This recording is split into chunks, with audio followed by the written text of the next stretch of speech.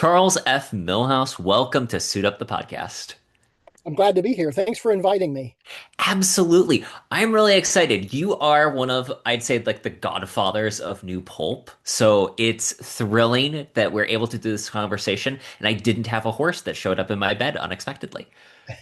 Well, that's a good thing. I when people say things about me when it comes to new pulp, about the godfather of new pulp, I don't know how to take that. I'm just like you guys. I'm just like you. I try to do the best I can and hope people like it. Well, okay, let's get into a little bit of that. But first, would you mind giving the audience a brief character biography? Who is Charles Millhouse? Well, Charles F. Millhouse is a full-time chef. I work at a sorority on campus of Ohio University. And during the summers, I'm a full-time writer because Hmm. I don't work in the summers. Yeah. Um, I started writing and publishing in 1999. I've been writing most of my life, but I Hmm. started publishing in 1999. So I've been an independent publisher ever since I started. Um, and back in the day when you didn't, all you had was vanity press. Yes. You didn't have print on demand like you do today. Hmm. There was no social media. I didn't know any other writer besides myself, and I threw myself out there.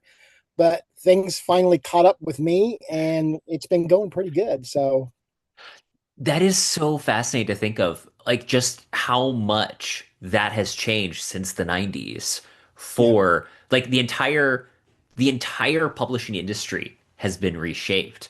And you were definitely on like the frontier of the new indie press becoming a thing because now I think I saw a report like a month ago that Simon and Schuster was going to create like their own version of KDP, really, and it's crazy to see stuff like that where they're one of the big five that are right. like, oh, we see a market opportunity here. Let's get involved. I can understand that because places like Ingram Spark and Drafted Digital and KDP are taking a chunk of that, and I'm surprised I haven't thought of that earlier, Hmm. because there's a huge market out there. There's a lot of really good books, Hmm. and there's a lot of really not so good books. Um, I tend to read only science fiction, new pulp, that Hmm. kind of genre.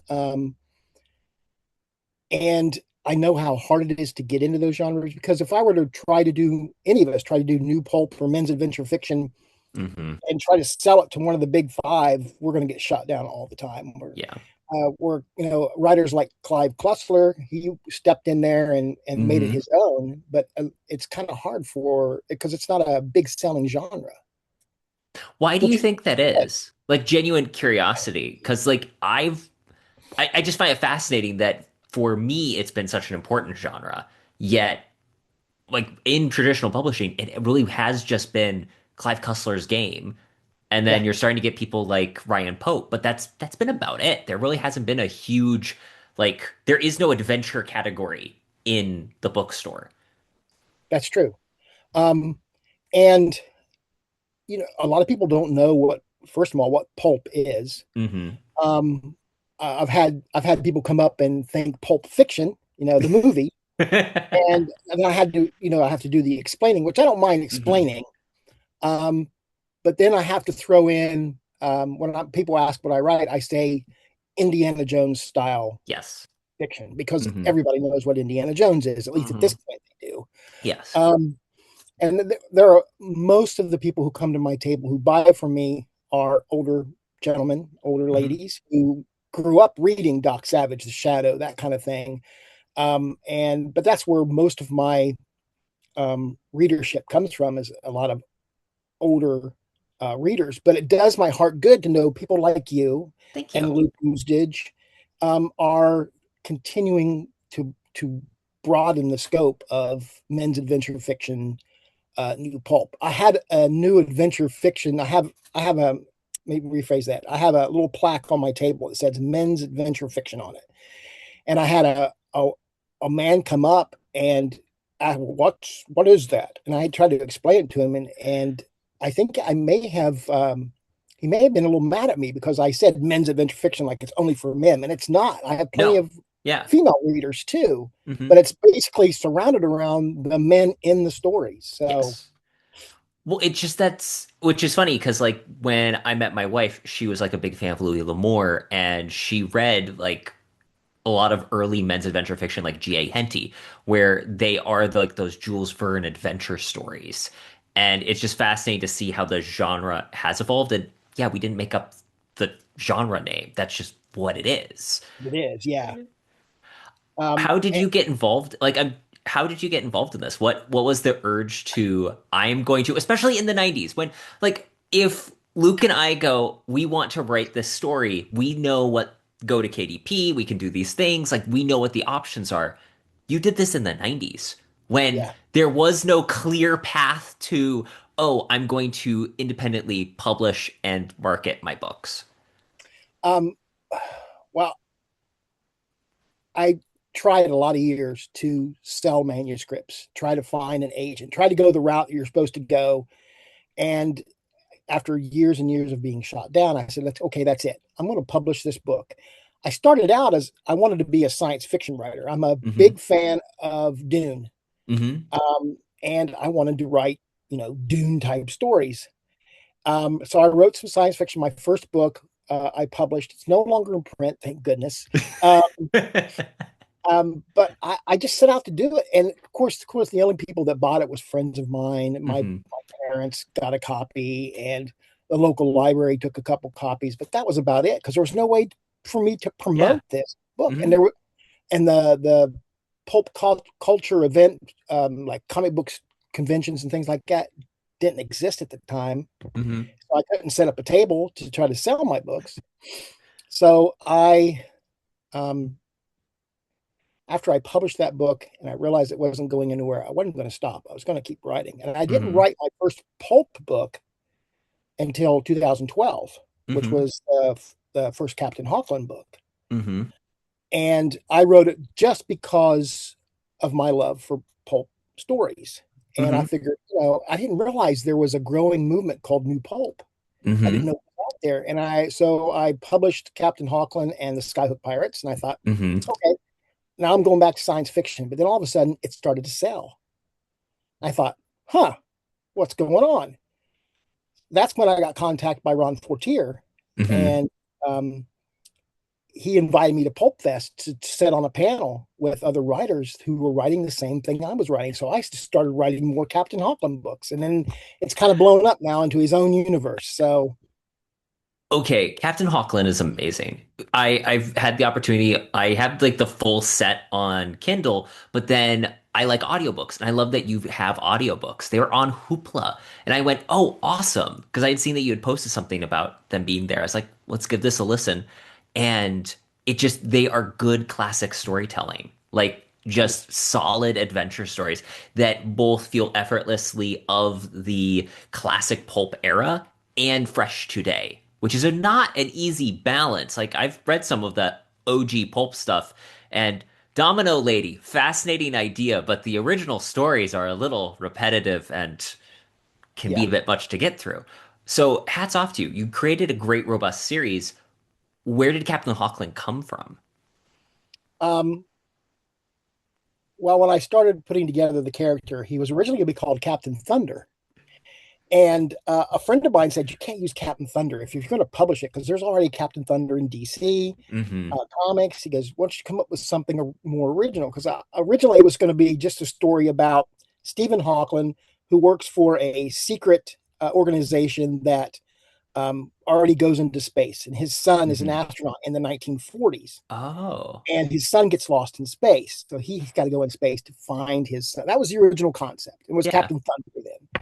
Um, but my friend of mine, he said, rename the character. I said, I can't come up with one. Tell me what I should name him. He said, I don't know. Call him Hawkland. I said, okay. And that's where the name came from. He came up with the name Captain Hawkland.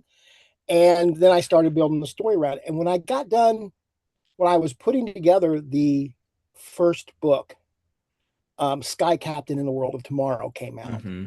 And the trailer looked an awful lot like what I was writing. So I said, okay, I need to stop writing this, wait for that movie to come out, Hmm. see the movie, and if it's anything like I'm writing, I'll have to retool it again. Well, luckily it wasn't, and sadly that movie didn't do as well as what they wanted, so there was no more sequels. So I pushed forward with Captain Hawklin. Which can I just say that says so much about how execution can make all the difference. Where Yeah, like large themes and ideas, they have what you're shooting for, but it just doesn't gel right. Whereas obviously you got signal and a strong response to the character and the ideas in the story. right. Yeah.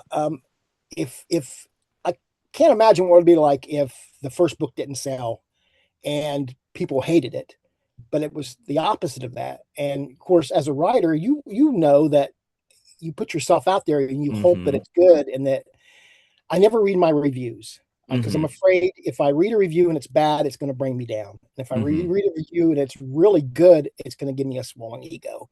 And that's not what I want. So my wife will read the reviews and she'll say, "Here, look at this review." Um, so I try to stay away from those because I hear a lot of writers, not just in the new pulp genre, Hmm. talking about they're wanting to make a living off writing. And very few writers today make a living full time off being a writer. I write Hmm. because I love to tell stories. I Hmm. write because I want to entertain people. When I was really young, I used to, when I was 10 or 11 years old, I used to think about being the executive of a TV network and Yeah. what it would be like to create all these TV shows. So that's Hmm. kind of where that comes from. Um, my love for the $6 Million Man blossomed off into Evolution Man, Uh-huh. and um, so the whole idea behind writing for me is just to tell the story. If Hmm. I never sell a book, that doesn't mean I'm going to stop writing. I'm going to keep writing. Hmm. I love, just to that note of television network, the quick read series. I think is such a great, so cool because it's almost like having different like episodes or pilots that you can Yeah. play with and just jot out the ideas. I had picked up the Jack Saxon one Okay. recently and it made me laugh, it made me smile, and I enjoyed the time turning the pages. And I love that like I've seen your display on Instagram and that you Mhm. have the actual classic spinner rack Yeah. because that's what those types of characters were there for. Right. Yeah. Um, I needed a. I'm currently writing a novel, and Jack Saxon is in that novel. And I needed a character. I needed Jack Saxon, so I sat down and started thinking up the character, and I thought, okay, he needs a premiere first. So Hmm. that's why I put him in the quick reads. And the quick reads was really my wife's idea. We were at a convention. So many smart ideas start that way. Yeah, yeah. We were at a convention 2 years ago, and she had picked up somebody else's kind of a really thin book for $5. She goes, "Why don't you do this? Hmm. It gives people the chance to read your work. They Hmm. don't have to spend a lot of money on a book, and if Hmm. they like what you do, they'll come back and get the bigger stuff that you've written."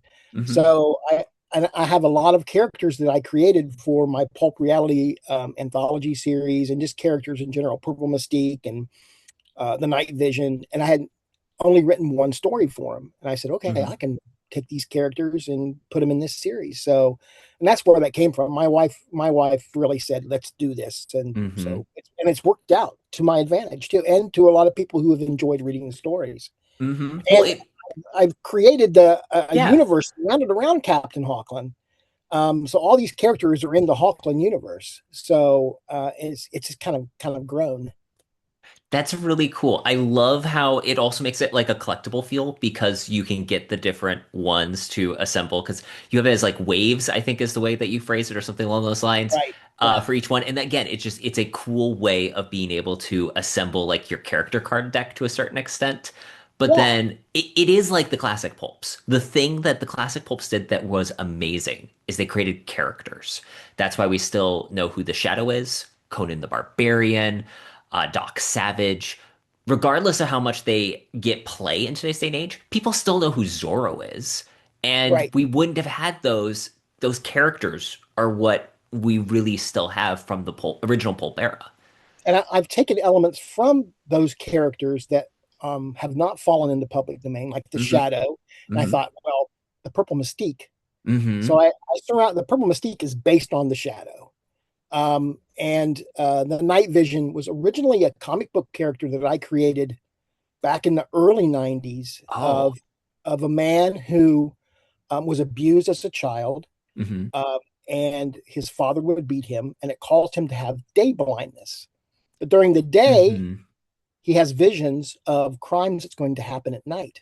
So he Hmm. decides he's going to go out and try to save the people that he has seen in his visions, and to try to figure out which vision is the most important, because he knows he can't save everyone. Hmm. Um, and so I thought, as I was putting together my universe, I thought I can retool that and put him in the Hmm. 1940s, take him out of the present day and move him into a pulp era, and he's really worked really well. Hmm. I love how you've built out this universe to the extent that I know that you've posted about, so I don't think I'm spoiling anything to say that a lot of these characters, if not all of them, are coming together in Stormgate. That's right. Yeah. I was trying to come up with an idea for a Avengers Endgame type Hmm. story, and I couldn't come up with the title. And then one day it just hit me, because my publishing house is called Stormgate Press. I said, Hmm. I just call it Stormgate. It'd be part of the universe. Hmm. So yeah, all the characters: Jack Saxon, the Night Vision, Purple Mystique, Captain Hawklin, Zane Carrington, Hmm. and a couple others that I created, are going to be in that story. So it's been really interesting to write it, because I have to juggle with all these characters and figure out where they're all going to land, who they're with, and how they're going to work out to bring the story to a conclusion. So it's been fun. I'm about more than halfway through writing the book now. Congratulations. That's awesome. Yeah. It's exciting to see that kind of when I watched the reason why I think Endgame works and Infinity War works is because the Russo brothers, as directors and writers, worked on shows like Community, where you have to balance out a cast of characters and each kind of have their own storyline. And Right. that's not an easy task. No, Like, it's not. I'm always amazed at how you pick up like a book by George R. R. Martin and it's this huge ensemble, and you're like, well, no wonder this book is like the size of 8 books I want to read at once because it's trying to juggle all these different people. Right. And I'm trying to keep the story. It's probably going to be about 100,000 words when I'm done, but Hmm. I don't want it to be much more than that, because I don't want Yeah. it people to go, "Oh, I'm not going to read that big of a book." But I'm Hmm. hoping that people who have read these characters in the quick reads and in the Captain Hmm. Hawklin books will say, are invested enough in the characters to give Yes. it a try. So, Hmm. I've No. been slowly building it like the Marvel Cinematic Universe. I hate to use that as a reference, but that's what I've done. Yeah. Well, and I think that the cool thing is that is just one of those keystone storytelling things that now has not broken the way we told stories, but it really made a very distinct niche into this is a way to tell a story and build a universe in a way that comic books did for years before. It's just we have so much lore around it at this point. We just take it for granted. When the two Flashes meet in whichever issue it is, it Yeah. was transformational because people were like, "Oh, we didn't realize we could do a multiverse," and now it's like, "Oh, multiverses in movies." Yeah. Yeah. And I'm trying to stay away from going and doing multiverse type stories. Hmm. Although my two favorite things in storytelling is time travel and alternate universes. Those are my two favorite um, stories to tell, and I try to stay away from that. Although it's probably going to happen. So Hey, I don't know what's behind the Stormgate yet, so I'm excited to find out if either of those are there. Let's talk a little bit about classic Captain Hawklin because you've got a new short story collection I that do. is just coming out. It's right here. Oh, what a beautiful book. Yeah. So, I, how I did this read, come together? well, I have a Patreon page, Hmm. and so last year, once a month, I wrote a around 10,000 word story. Sometimes a little bit more, sometimes a little bit less. So I wrote Hmm. 10 stories throughout the year and posted them on my Patreon, unedited. Hmm. And I passed them on. My wife is my editor, and I have another Hmm. editor friend, and he gave it a quick read. And um, we just, at the end of the year, I said, okay, we're going to put them in a volume, because a lot Hmm. of these stories in this book coincide with Stormgate. So, I mean, not every story, but there's two or Yeah. three stories within this that, and you don't have to read this, although I Hmm. think you should. You don't have to read it to read Stormgate, but I think if you do read it, you'll appreciate the Stormgate story even more. Hmm. So I sorry, go ahead. that's okay. I just was going to say that I wanted a simplistic cover. And my Hmm. covers are done by Jeffrey Hayes. He's a Oh, retired police officer in Texas, and he always does wonderful work. And he's been my primary cover artist now for the past 4 or 5 years. And as hmm. far as I'm concerned, he will be for a long time. So, I feel like if I go to walk the Pulp Fest circle and look at the tables, almost every single one of them is going to have a cover done by Jeffrey Hayes. He just does yeah. such phenomenal work and understands the vibes of New Pulp so well. And he asks so many questions. Sometimes he'll ask me questions, and I'll go, "Well, I didn't think of that." So Hmm. sometimes story ideas come from Jeffrey. And a few times I've said, okay, I have like for the first Evolution Man, Hmm. I gave him the idea. I hadn't written a word, and he the next day he gave me a preliminary cover. And so I wrote some of my story based on his cover. Hmm. And I've done that a couple times. I'll say, I want you to do a cover. I want you to do it your way, and then Hmm. I'll write my story around it. So I've done that a couple times too. It really is amazing. Like, this is where the whole storyboarding thing for films makes sense to me because you have a better idea of what's going on. I am working on a story that's set on Crissy Field in San Francisco in the 1920s. And I wrote like my initial outline. I was like, okay, but where was the airmail office? And then I pulled up the map and suddenly I had it opened up my mind to all of these other ideas that can happen at that point just because I had a better sense of what the context was. Right. And that's how it usually works too. And just immersing yourself in area, like some of my stories are set in Chicago, some are set in New York, and I've only been in New York once and Chicago a couple times, but not enough to know streets. So I got to really Hmm. Google Earth has really helped sometimes to Very get in good there. tool. And then you got to do research, because if you're setting a Hmm. story in the 20s, 30s, and 40s, things change over 80 Hmm. years.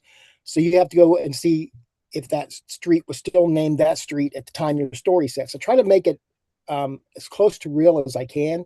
Although sometimes you just have to create your own street or your own building or something. Um, Hmm. but that's how it's.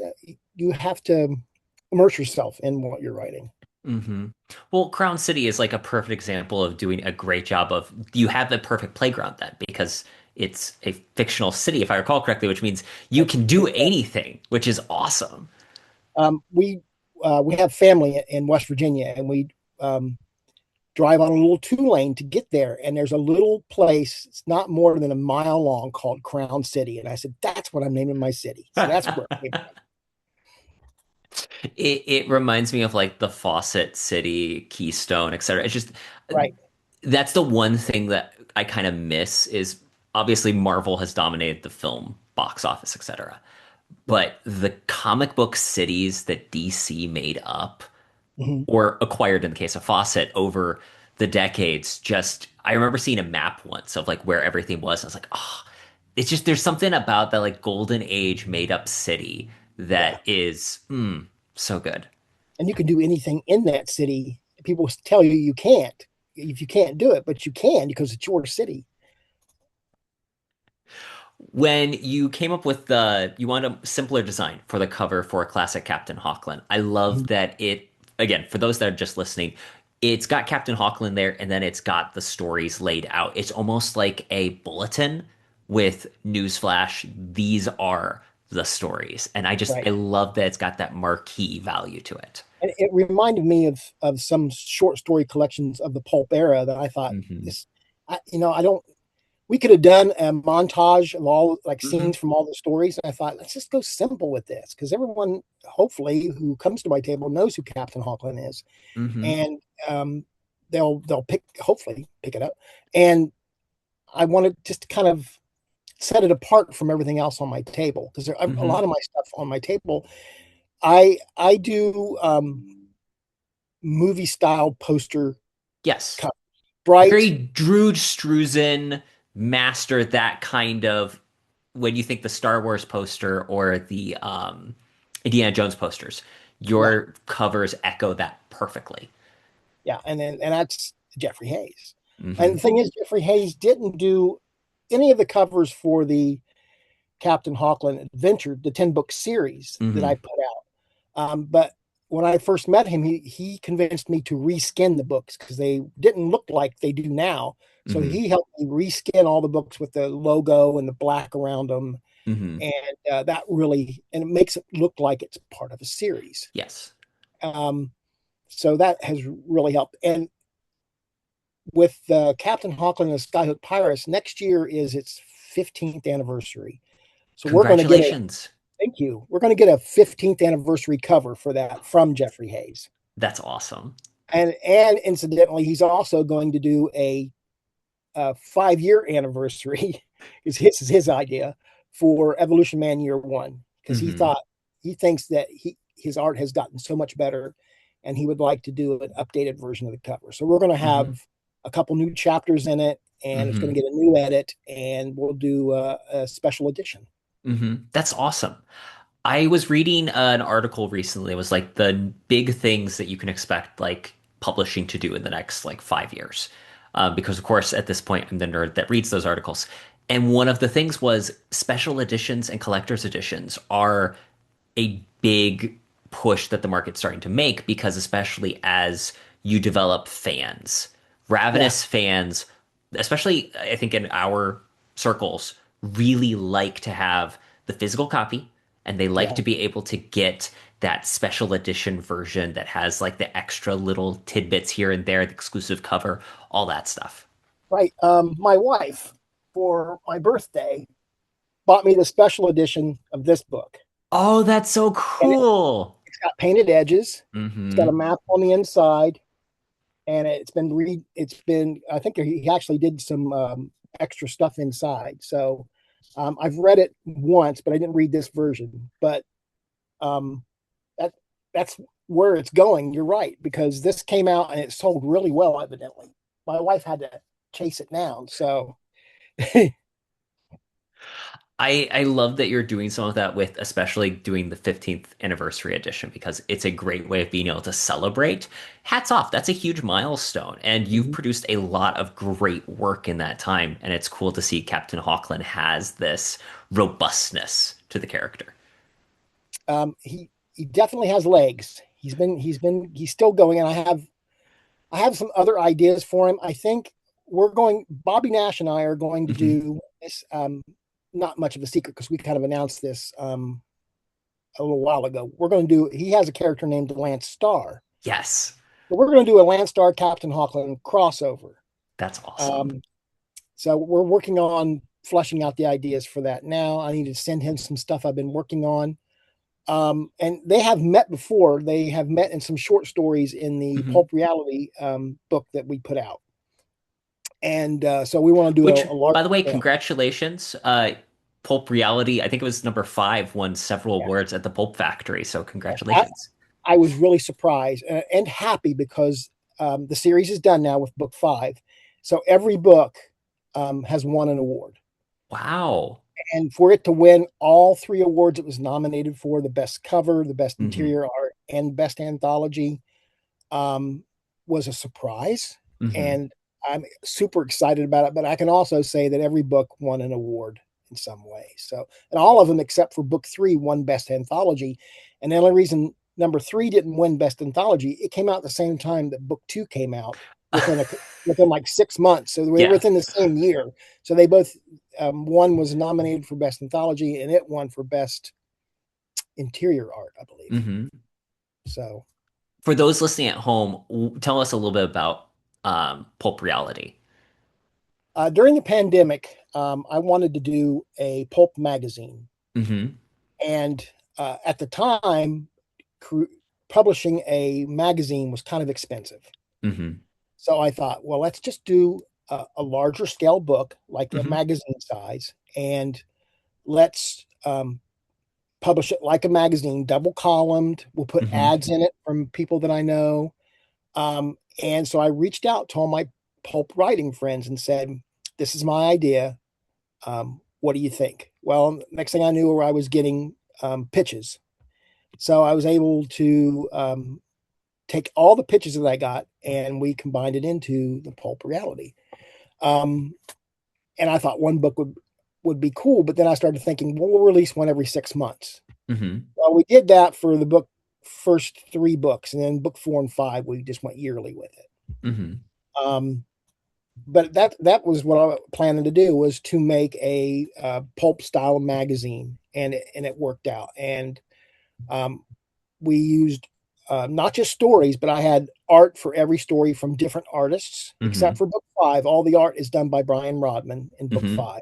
He But did an in the amazing previous, job. he did a wonderful job. Um, and the previous 4 books were each story had art from different artists all the way through the book. Mm-hmm. That's how I met Jeffrey Hayes. Was he contacted me right after book 1 was complete, wanted to know how he could get involved, and I said, well, book 1 is done. And then that's when I pitched him the Evolution Man idea, and Mm-hmm. we've been working together ever since. So That's incredible. I love how the pandemic has a lot of horrible things that happened. I will say some of the art and the creativity that we got out of that was fascinating. And similarly, I think there are um, hearing stories about Mozart or Beethoven when they'd have moments of plague go through Vienna. It forced them to stick around and just sit down and work on their projects. yeah, yeah, and we had a lot of free time during the pandemic, so I just went to work. I was Hmm. writing everything I could, making as many videos as I could, trying to get people to know that we're still here. Hmm. Um, and Brian K. Morris has been a huge help Hmm. with not only helping me promote, but giving me the confidence to do. Before I started talking to him, I didn't do that many shows because I'm Hmm. kind of a introvert extrovert kind of guy. I Yeah, I can get I can that. do small bursts.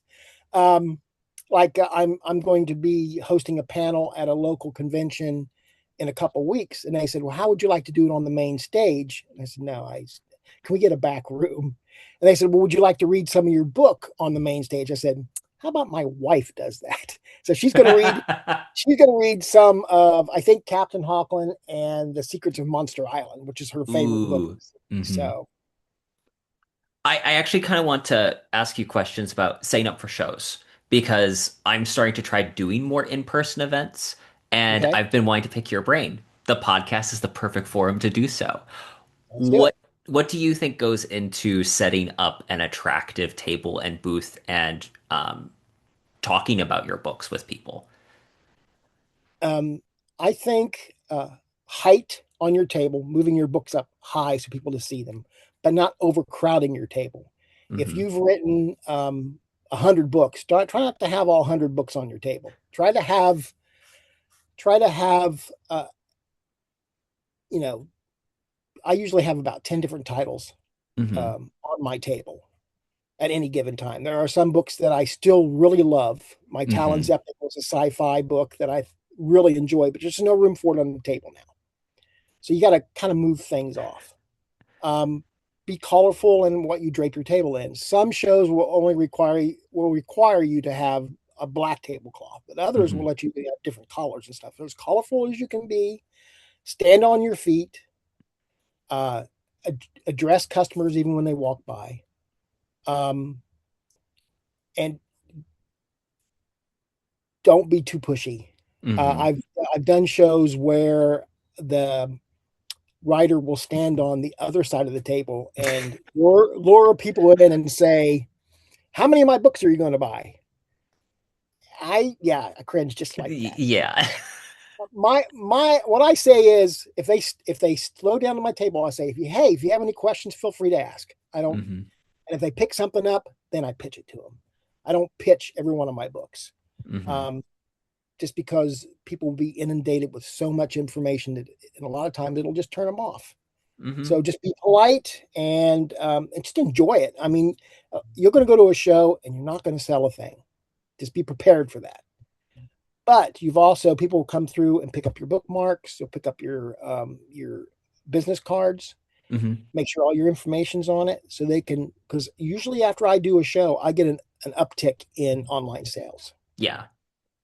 Well, I mean, that's the crazy thing is I feel like it's weird to see how books are distributed and sell now because we just had the opportunity to interview Voldemort, talking about the new book that he and collaborated with his father about, Skyring Water, and Mhm. just talking about how the publishing industry has changed so dramatically Yeah. since the 60s, and no longer are the spinner racks are not as common.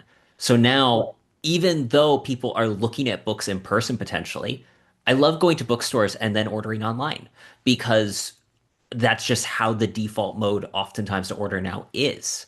Not even that many people carry cash. It's kind of crazy how different buying habits have changed. Um, uh, a lot of people who come through at my tables are using cards Hmm. to buy stuff. So, the tap thing works perfect. Hmm. Um, eh, Cash is king, in my opinion. Um, I would prefer cash, but I don't mind doing the card as long as Hmm. someone's got my book and walking away with it. And Hmm. usually, I always do some kind of sale on my table at shows. Hmm. You can buy all 10 Captain Hawklin books for like $70. Yeah. So you're essentially going to get 3 books free. Um, or if I have a trilogy of books, I'll sell them cheaper if you buy all three. Hmm. I've had a lot of people tell me that I'm not charging enough for my books. And my answer to that is people know who Stephen King is. They don't know who Hmm. Charles Millhouse is. They're more likely to pick up a $10 book off my table than Hmm. they are a $15 book. If I charge $15 for it, they may not pick it up. $10, they probably will. Hmm. Um, and I'm still making money on the book. And I know I'm Yeah. not going, I know my books, between online sales, my website sales, and book sales, my books, they pay for themselves. So they're Hmm. self-sustaining. So whatever I make Hmm. off the books, I pay for hotel rooms, I pay for my table fees, my gas, my food. Hmm. Which Uh, honestly is a feat as someone who is looking at how sales work for books is yeah, genuinely impressive. yeah. And it took me a while to do that too, to get up to that point that they're self-sustaining themselves. They're not paying me squirt, but they are taking care of themselves. So I don't have to, what I make out in my real job, Hmm. I don't have to funnel it in to keep the books going. So that, and like I said, it took me a while to do that. But once it started kicking in, I Hmm. was just like, okay, I can continue to do this because I really enjoy doing shows. Hmm. And I also only go within 5 hours of home. I don't try to go Hmm. any further out than that. So basically in Ohio, some in Indiana, of course, Pittsburgh, Hmm. um, Pulp Fest. And Pulp Fest is, I love Pulp Fest because I get to hang out with all my writer friends Hmm. and I get to see what they're doing. And I meet a lot of people there. So have you ever been to Pulp Fest? I went to Pulp Fest back in 2122. It was a long time ago. Okay. At that point, I didn't have any actual like books out. I wasn't doing that much of the podcast. I think I said hi to Bob Dice, and that was about it. And I'm looking forward. I'm going this year. My wife's coming Great. with me. Veritas Entertainment has a table. Right. I'm looking forward to. Now I've interviewed like 4 or 5 people that will be there, so it's going to be a lot of fun. Great. Yeah, I look forward to meeting you in person. So Yes. Oh no, I've already told Faith. I'm like, we need to book budget and an extra bag because the thing is, I like getting the signed books if I can too. And that's right. another great thing about going to Pulp Fest is either I'm bringing some books I already have to ask people to sign, and I can also pick up books, and that's just fun. The bookworm in me is thrilled and delighted. Yeah, and that's a good thrill too, because last year at Pulp Fest, a guy walked up with a stack of my books and said, "Could you sign these? I bought them online." I was, well, sure. And that was a good feeling that he had took the time to bring them with him so I could sign them. Hmm. Which can I Um, just say is actually more difficult than it sounds a lot of times. Like I'm realizing just when I take books here and there, yeah, it's not always the most convenient thing to, oh, that's right, I need to grab that thing. right. Yeah, exactly.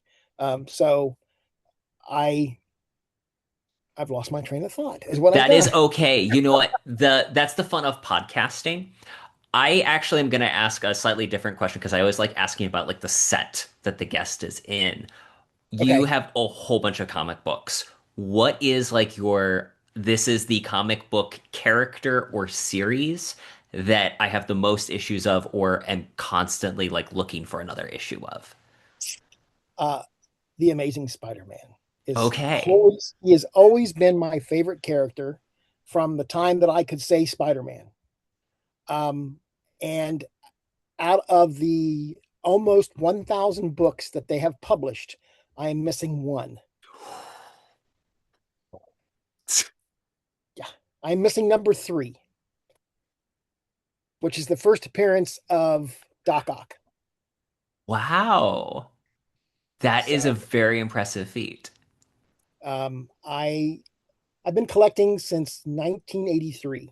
Been collecting seriously since 1983. Hmm. I read comics all my life, but it wasn't to the point where when I was younger, I lived in Columbus, Ohio, and Hmm. great television reception. And I'm a kid that grew up with television. And my father decided that he wanted to be a farmer. So he moved to Athens, Ohio, and out in the middle of the country where I've been to Athens.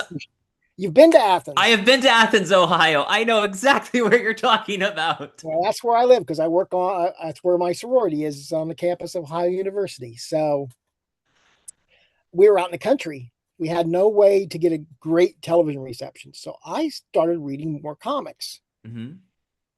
and I've not stopped. I have quite a few full complete collections that would probably take me an hour to tell you everything that I have. So um, I just enjoy comics. I enjoy reading comics. I Hmm. even the new stuff. Some of it is not as definitely not as good as the older stuff, Hmm. but I still read it. Hmm. Uh, but you know, I can read a new story today, and in a couple days I couldn't tell you what I read, but I can Hmm. tell you what I read 35, 40 years ago because it's still lingering in my mind because the stories were so in your Hmm. face, action adventure, Hmm. and first appearances, and you know when Reed Richards can no longer stretch, you know that kind of thing. Uh, so, but yeah, comics have been a part of my life, and that's one of the reasons I um, write pulp because a lot of that Hmm. stems from comic books. Hmm. It is, there is this interesting Venn diagram where, again, it's the character-oriented stories in a lot of senses, where you come up with these larger-than-life characters, but then also the like just adventure feel. I got to read Nathaniel Hummel's latest book that's going to be in a Veritas is doing a double. He and I both wrote a story for a book that's going to be like our crime double, Okay, and it's. I told him, I texted him afterwards. I'm like, dude, the action sequences in this feel like they need to be in a comic book just because the amount of like action you can do and illustrate is amazing. It's like being able to do a movie without having to have a budget. right, yeah. Um, and doing a comic book, I have an artist working on a Captain Hawklin comic book, but he's been working on it a while now. He also has a full-time job, and he's we're going to do it as like a 50-50 split. So he's not Hmm. doing it for any money up front. Hmm. So it's taken him a while, and I don't Hmm. want to push him because he's such a great guy. And but that being said, if you do want to create a comic, there are artists out there that they don't think they're expensive, but when they're telling you I'll do $30 a page Hmm. and there's 33 pages in a in a book, that kind of adds up after a while. But one of my dreams is to have Captain Hawklin in a comic. So hopefully one day we'll see that happen. And Jerry, if you're watching, tell Heather to get to work on making you do that, do the comic. If you don't mind me asking, just because I am curious, like what new comics are you following or have enjoyed? Because I think that that's part of the hard thing today for a lot of people getting into it is there's just so much. There is. Well, and comic books are so different now. When a story arc ends, the series ends, and a new number one comes out, and Hmm. that's what starts a new story arc. Back in the day, it was just used to be straight through, Hmm. but now it's most comics run about maybe 50 issues and then they're Hmm. canceled. They start over again with a new creative team. So um, if you want to start reading comics, wait till number one comes out. Jump on then, and then they have a way of telling the story that won't make you lost while you're reading it. But I read, of course, Spider-Man. Hmm. I read most Marvel stuff. I don't currently read any DC stuff. Hmm. I've never been a huge fan of DC, although I am a huge fan of Green Lantern. There, Oh, awesome. I'm working Epic. on I'm working on finishing this set. Um, so I buy some older DC stuff, but new stuff I Hmm. don't read. But I also read Dynamite Comics came out with Thundar the Barbarian Hmm. series based on the old animated show, Yes, I remember watching it. and it's really good. So if you and it's like in its third or fourth issue now, so you can jump into it pretty quick Hmm. if you like. And it's very pulpy. So Hmm. Jason Aaron's writing it, I believe. I need to Um, look at the Dynamite suite again because I know they've done a couple of James Bond comics that have just gotten a lot of acclaim from James Bond fans, and they've yeah, also done Shadow too, if I they remember have right. Am I done thinking correctly? Shadow. They've done. I think they've done. I think they're currently the one doing Red Sonja. Hmm. Um, and they did Thundercats and Johnny Quest and Space Ghost. Hmm. Um, so all of that stuff been really good because they're bringing back a lot of the old Hanna-Barbera cartoons that I grew up Hmm. with, getting them a little bit of a updated twist, but not too much where you don't recognize the character. Hmm. Um, and let's see, what else have they done? They've done a lot of James Bond. They've done a lot of pulpy stuff. Captain Midnight. They've done Ooh. some of him. So yeah, Hmm. it's definitely they have a nice catalog of stuff. And unfortunately, or maybe fortunately for those who don't have deep pockets, they're not expensive to pick up. Hmm. Yeah. I have a question that's kind of tangential because you made me think of Pulp, just the characters as we were talking about what Dynamite has done. Is there a particular pulp character you'd like to see in film again? Because obviously we had the 90s. There was the hard push with the Rocketeer, Dick Tracy, the Shadow, and I know I'm missing one of them, but there was an The attempt. Phantom. The Phantom. Yes, thank you. That's Phantom. one I was missing. Technically, I loop the Mask of Zorro as that too into Of that era course. because it's a pulp character that I Yes. think was the most commercially successful of them besides Batman. But like, who would you like to see be adapted again today? Uh, well, I'm sure I speak for a lot of people when I say the Rocketeer. Hmm. But I want the and I cringe because Disney still owns the rights to it, Yes. to the theatrical rights. If they do it again, I hope they keep it in the 30s, 40s era. Hmm. I would hate for this to see him put it in modern day. Yeah. Um, and of course the Shadow. I Hmm. really love that movie. I'm not a huge Alec Baldwin fan, but I think he did an amazing job Hmm. with the character, and I am surprised it didn't do better, which I think Hmm. that was Hollywood's mistake because they didn't know how to market it. Yes. And if you noticed a lot of pulp stuff that comes out, the Phantom and the Shadow and the last Tarzan movie came out, they all Yes. didn't do well. I mean, I went and seen them. I'm sure you did.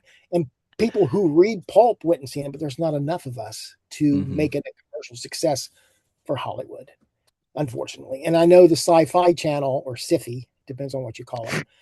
They did a Phantom Oh. TV movie, but I it was set heard in about modern day. this. Yeah, it's not good. Yeah, I saw I Googled it at one point when I was doing research. We met with Ryan Permison. No, am I thinking the wrong person? We did Dick Tracy with Ryan. We did The Phantom with American Pulps, Okay. John Borges and Matt Pagorges. And when I was doing the research for it, I saw like the images for the new Phantom and went, oh, Yeah, I think I prefer Billy Zane in yeah. the spandex over this. Yeah, I thought Billy Zane did a great job, and my character Zane Carrington is Hmm. based loosely on the looks of young Billy Yes. Zane. So Okay, so that actually brings up organically a topic I was going to ask about, which is you have got a Zane Carrington novel that you are currently serializing. How's that going? Right. It's going really well. We just posted chapter 3. I'll start writing chapter 4 next week. And I write him in first person. It's the only Hmm. character I've ever written in first person. Mostly, I created Zane Carrington before Captain Hawklin, but I Oh, couldn't get my really? head wrapped around what kind of story I wanted to tell. Hmm. And that character is also loosely based on a character named Jake Cutter from Hmm. Tales of the Gold Monkey. Yes. And one day I was thinking, well, the episodes of Tales of the Gold Monkey are narrated by Jake. I said, why don't I just tell my story in first person? I haven't mastered first person storytelling. Um, I'm still working on it. I don't think I've had people tell me they really enjoy it, but I think I can be better at it. Of course, I think Hmm. that with everything that I write. Um, but I'm enjoying it, and writing a book very slowly once a month. So there's going to be 12 chapters to go out Hmm. through the entire year, and it'll be released on Patreon for those who are wondering. Um, it gives me time to really think about the next chapter. I'm not Hmm. going from chapter 3 right into chapter 4. I have at least 3 weeks before I start writing the next chapter. I can think about what I'm going to say, what's going to happen, where's that chapter going to end, and what can I write at the end of that chapter that's going to make the reader want to wait for the next chapter. Hmm. So, and it's been coming along really well. I'm really happy with it. And at the end of the year, we will publish that in a paperback. That's awesome. I love serialization as a storytelling and delivery mechanism. Mhm. I was really sad to see Kindle, if I remember correctly, was trying to come up, it was called like Kindle Vella or something. They wanted to try having like a get this installment serialized format, and I think it just crashed and burned, sadly. Yeah, it did. Um, there was a new James Bond related novel called The Hook in the Eye that was published by Raymond Benson, written by Raymond Benson, published by Ian Fleming Publications, and they tried to do it as a we're going to release 5 parts and like first 3 chapters and then another 2 3 weeks, another few chapters, and just it didn't work on Kindle updating. And Mhm. so I just haven't seen like a good delivery mechanism for this yet. And I love that you're using Patreon to do it because I think it's a great storytelling technique that just needs the right mechanism to deliver it. Right. And I don't have a lot of followers on Patreon. There is one gentleman who is in Australia who said that Hmm. he is Zane Carrington's number one fan, which made me feel really good because he just contacted me out of the blue to say that he's Hmm. enjoyed everything that Zane Carrington's in his neck of the woods. The character, his story is set Hmm. within very close to Australia. So, and as a matter of fact, I think he's gone to Australia in a couple stories. And so that made me feel really good. And it also gives me a chance to put the story out and hopefully some people will. I think I have 5 people who subscribe, which is to me that's great. Hmm. Um, and but I would like to see more jump on. Every once in a while, I'll release something free, so it's anybody can read it. Hmm. Um, if I didn't make money at my books, I would still write and still want people to read them. So, and Hmm. I think in my opinion, I think that is a testament to a writer. You want people to read your stuff. You're not in it for the money because if you're in it for the money, you probably need to stop. Yes. Project Hail Mary just came out, and so interviews with Andy Weir have been making the rounds again online. And I always just find it fascinating because he started just like putting stuff on a blog, and then just kind of incidentally ended up getting stuff on Amazon. Then it took off, and it's become the monster that it is now. Good monster, friendly monster. Watch Project Hail Mary, people. But I love that concept of just doing the work, practicing in public to a certain degree. And I really like that you have this as a testing ground, essentially, to be able to then put it out afterwards as a paperback.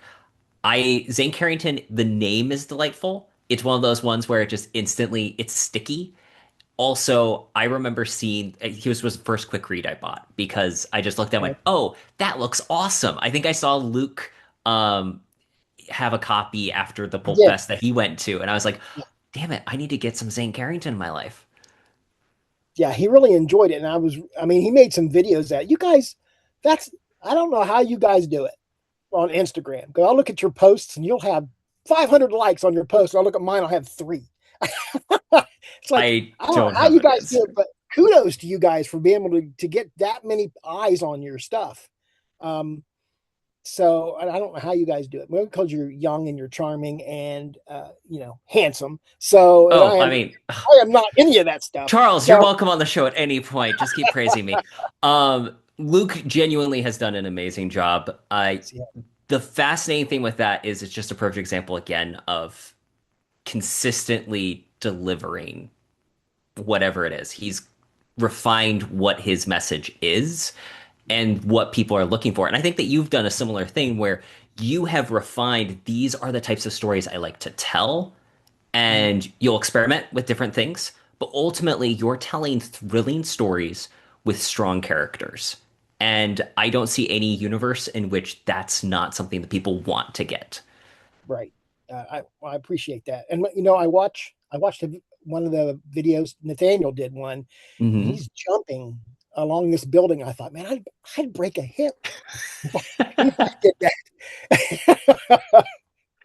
Yeah. There are moments I'm like, I'm not that athletic. I like to be athletic. I don't want to be that athletic. you put your posts and some of the things you've done puts me in mind of James Bond. Thank you. I Thank don't know you. if that's what you were going for, but that's what I see. Hey, I'll take it. Definitely, I tend to lean more towards the can I be. I like Roger Moore. I want to be Sean Connery, and I end up more like Roger Moore, which has its pluses and minuses, but that's part of like said building the brand, the identity of what it is. That's why it's Suit Up Podcast is I think that there's something delightful about putting on not necessarily the persona, but it's the idea of enclosed cognition, where you are able to put on that particular totem item and you're able to get into the mode for action, the mode of being a hero. And again, to bring it to Captain Hawklin, I think that's part of what I like as Captain Hawklin is he's an identifiable hero where he doesn't feel like a retread of Indiana Jones or any of the other pulp characters. He's a synthesis where I recognize some of the elements, but he is his own identity. And he has his own I suit up moments throughout his stories. Right. And he's a character that has flaws. And when I Yes. created him, he had no flaws. Well, okay, I actually wanted Go to ahead. ask about that because the Osiris Project, so the first one I read, I think it might have been Monster Island. I remember going, Captain Hawklin is like kind of perfect in almost every way, which is amazing, and he's unbeatable. But then you add the Osiris Project as like a ghost throughout the story later. Yeah, And throughout that this 10 books. Yeah. yes, that really grounds a man that is this like perfect, statuesque. He is Captain Right. Hawklin. It, Right. it it gives him it gives a real grounding to I can be wrong. And also like this is another thing I made the note that I haven't referred to at all. That Captain Hawklin's relationship with his dad, I think also brings a real reality and a gravitas to a character who can be larger than life because we've all have those family dynamics that we have to work through. We all want, And we've all had fathers where our fathers want us to follow in their footsteps, mhm, and his father, Thomas, wanted him to build ships and mhm, be on the sea like him. And Stephen wanted to fly.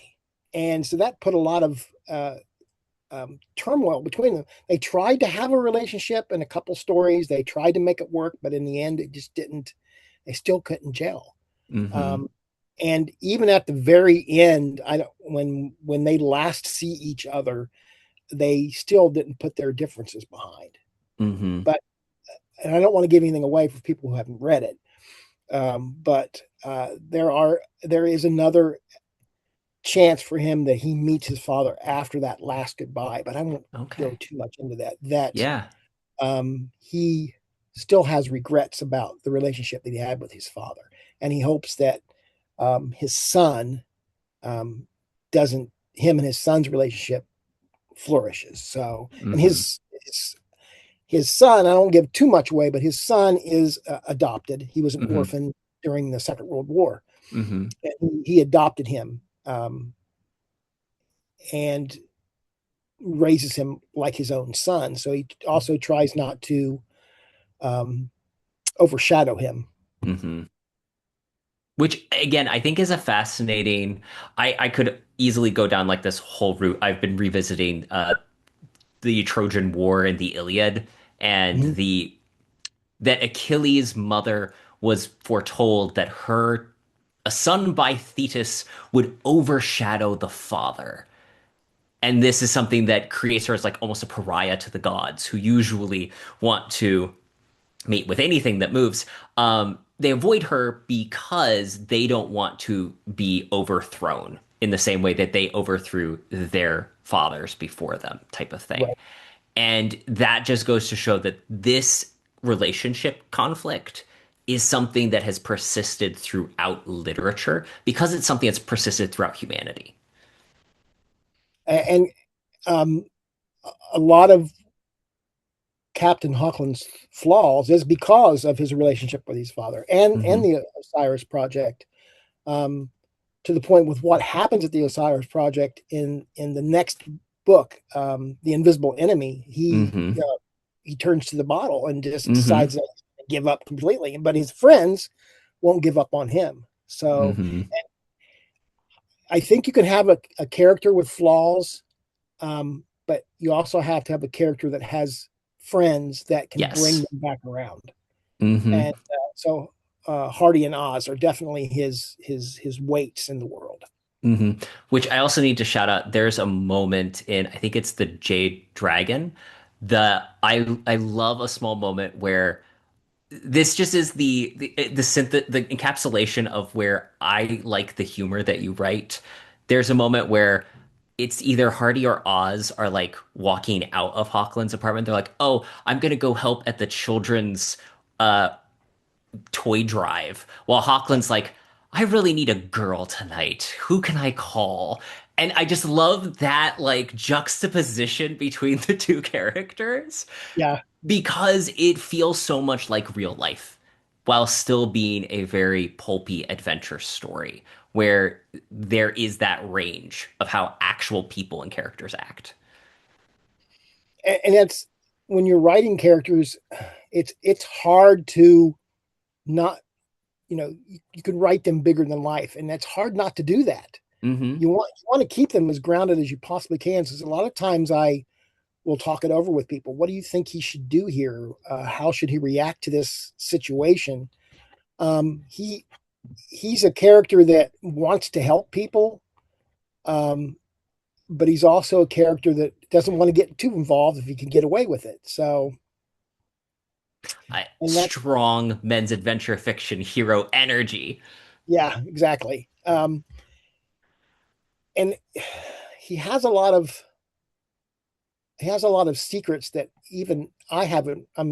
In his biography that I have written out for myself. There are secrets that he's never told in these stories. There's a lot. You have to really build your characters to the point that you're not going to tell your reader everything. Hmm. But there are just little hints and lines throughout the series Hmm. that I'll know what they mean, but a lot of people won't. So when you're creating characters, I think it's very important to you want to know the day they were born, the day they stopped, started their potty training, and and try to keep it, but don't tell your reader everything. Hmm. Save something for a little bit later. I mean, eventually you're going to probably end up using everything, but you got to figure out how far you want to go with the story. Like I said, we're going to do a Hawkland Landstar crossover, and I think Hmm. after that, I'm going to put Captain Hawklin away for just a little bit. Yeah. Not long, but Hmm. just a little bit, so I can get a few other things out of the way that I want to Yeah. write. Oh, I can't imagine how hard it is to like you juggling all the fun ideas because you have a great spread of characters, stories, genres that you work in and write in. I can't imagine trying to prioritize what you're doing. The moment I see the extra shiny thing in the corner, it's hard for me not to want to drop it and run to the next thing. Well, I came up with an idea, and I can't tell you what it is because I just can't. I really want to tell you what the idea is, but I can't. Only I know, and my artist knows, and of course my wife. She Ooh. knows everything. And I'm so excited about it that I want to start writing it now. But I have to finish Stormgate, write the Hawklin crossover with Lance Starr, and then write this book that hopefully will come out at the beginning of next year. Okay.